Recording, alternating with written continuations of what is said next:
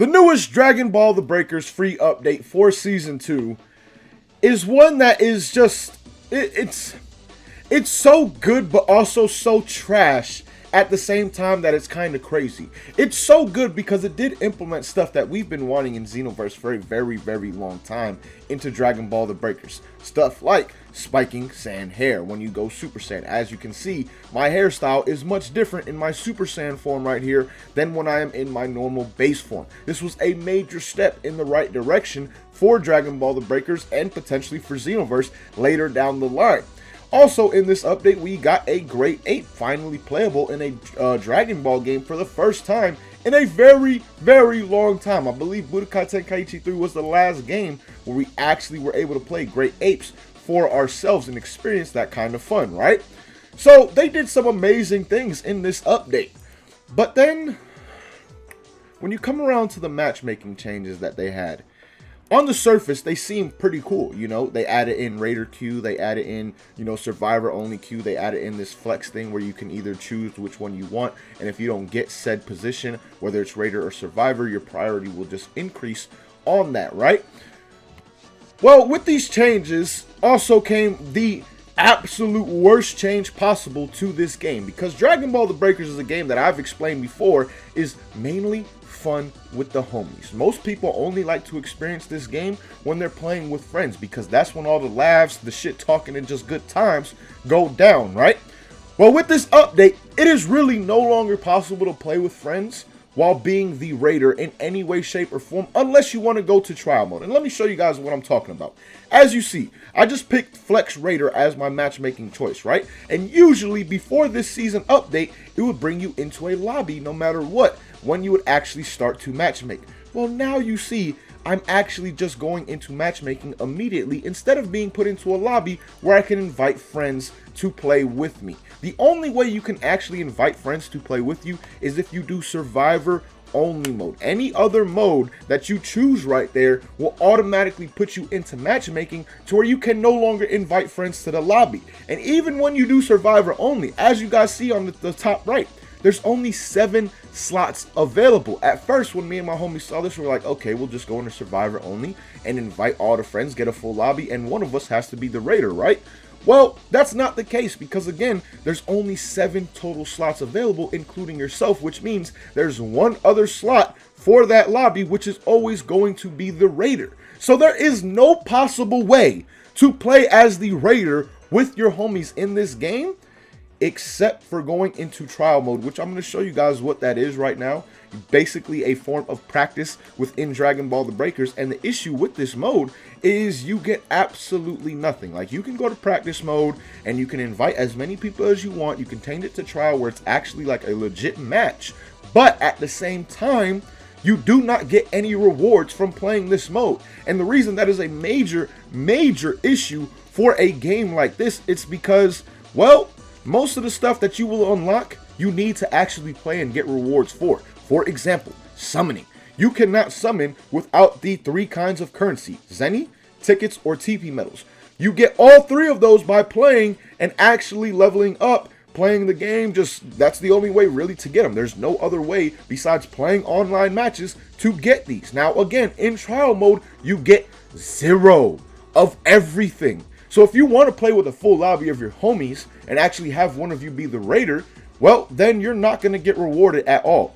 And why is that a major issue? Because again, well, after a couple banners pass, you're not going to have any of the new characters or anything like that. And then also, you're not going to have any of the new outfits or any of the new characters in terms of Raiders, in terms of Survivor skins, because those actually also cost currency that you get from playing the actual game, guys. So there's just so many issues that come with this update to Dragon Ball The Breakers that I truly think is going to most likely be the nail in the coffin for this game, unless they change it. Because yes, the additions they made with the new Great Ape Vegeta Raider, honestly, Chi-Chi and Yajirobe are cool characters, are Survivor skins as well, and then this SSJ spiking hair are all great additions to this game. Do not get me wrong, it is a great thing for this game without a doubt.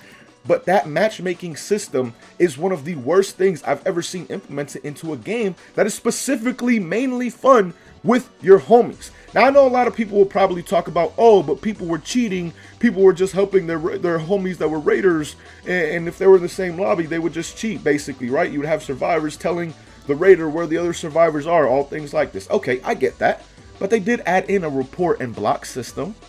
Like, they literally added in a report and block system because people were teaming. Well, now you really can't team with the raider at all. Unless you get lucky enough by some godly chance that you and your homie are literally, you're trying to team and you get put in the same exact lobby, then teaming really isn't going to be much of an issue anymore on Dragon Ball The Breakers. Because again, you can't match up with your friends at all if you want to have one of you be a actual raider in the actual match. So to me, the report and block system would have taken care of a lot of the issues that people had with teaming, cheating, all things along those lines. So why implement this system where you can't play as the raider with your friends unless you are in trial mode? It has also caused an issue when it comes to matchmaking priority as well. Now, I haven't had the issue personally because I'm not going to play this game that much by myself. Like, I am not going to go into a flex or raider only thing and try and search up so many times by myself just to play as the raider in this damn game. Like, I do not enjoy this game that much anymore at all, really, by myself. When it first came out, yes, I could play it a little bit here and there by myself and just try and grind, get some currency, do some summons, all things like that, right? But at this point in time, man, this game is truly only fun to me with my friends, and that goes for a lot of other people as well.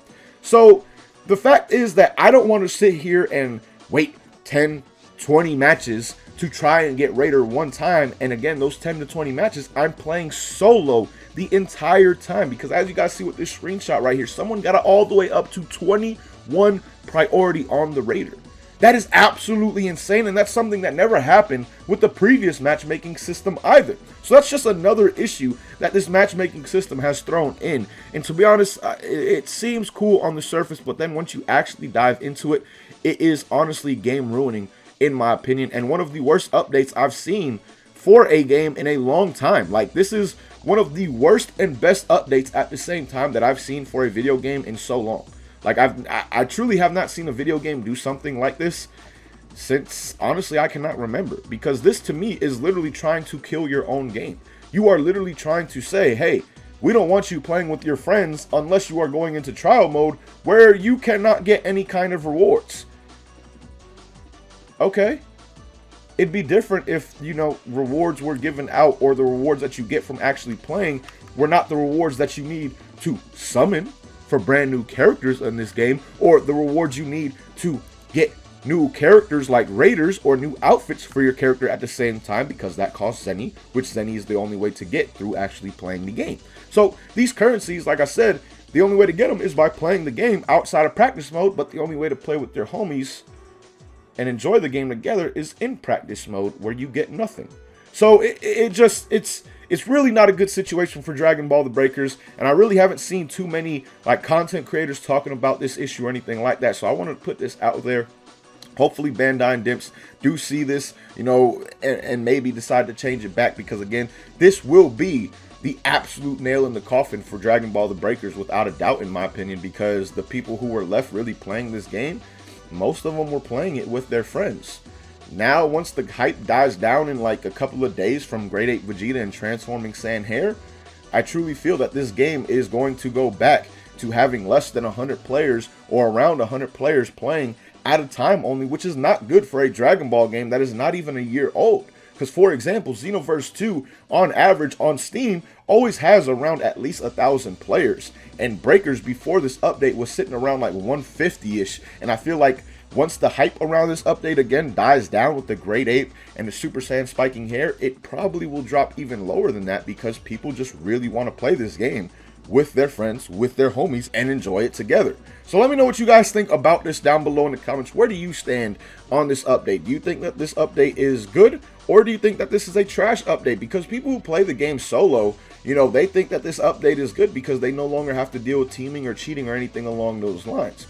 When, again, they literally added in a report and block system to the game, so where you can actually report people for doing said cheating But at the same time, it's really not possible that much anymore, considering, again, you cannot actually team up with your friends and be an actual raider in the same lobby unless you just get extremely lucky through matchmaking. So again, let me know where you guys stand with this. Like I said, personally, I think this is one of the worst updates that I've seen in a game in a very long time, while at the same time being a very good update in regards of things like Super Saiyan spiking hair and a Great Ape actually being playable in a Dragon Ball game for the first time in a very long time.